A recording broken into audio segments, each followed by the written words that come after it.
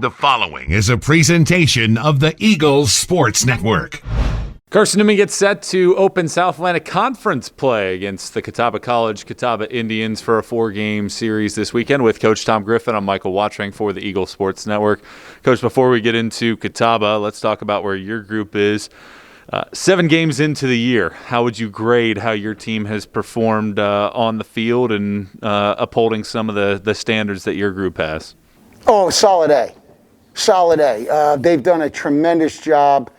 First off the field, it all came from our GPA and how they represented in the classroom this fall. They were tremendous. How they're carrying themselves in the community here has been outstanding. So that part is an A, and I think what we've done on the field, the training has been good. We've gotten a lot of work done. I think their mindset has been good, their energy and enthusiasm. Chemistry has been really good, and especially the guys that have different roles. I mean, it's one thing when you're starting in the lineup, but your chemistry comes from the guys that aren't in the lineup every day. Are they still being servant leaders?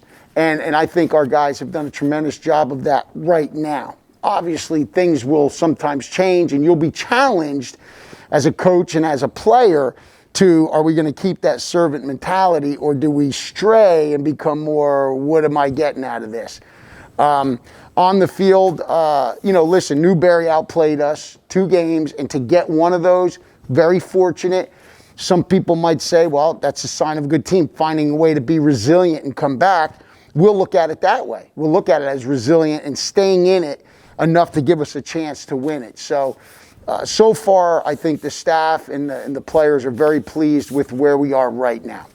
Looking at that, what's one area where you really want to see your team improve as you get ready for league action? Just take care of the miscues. In football, fumbling, 3rd and short, getting penalized, little things like that. Giving some teams some extra outs. Clean that up a little bit defensively. I think that would be the one area I think we want to be better at more than anything else. But I think most coaches would say, take care of the ball. And I think that's something that we've been talking about, working on as part of the process. Catawba has been the class of the league for a long time. How is this weekend a barometer for your group? Well, it's a barometer. I mean, listen, Jim Gann, as we said, Catawba does a tremendous job, him and his staff, and it's a veteran club, have been there and done that, have played with each other for a long period of time. But the barometer is ourselves, and again, it's how do we become the best version of ourselves? How do we compete against the baseball? The old Bull Durham, you got to catch the ball, you got to throw the ball, you got to hit the ball. I mean, those are the things we've got to do, is just play against the baseball. Do what we do best. And if you play clean, whatever happens, happens. You can rest your head and sleep well at night.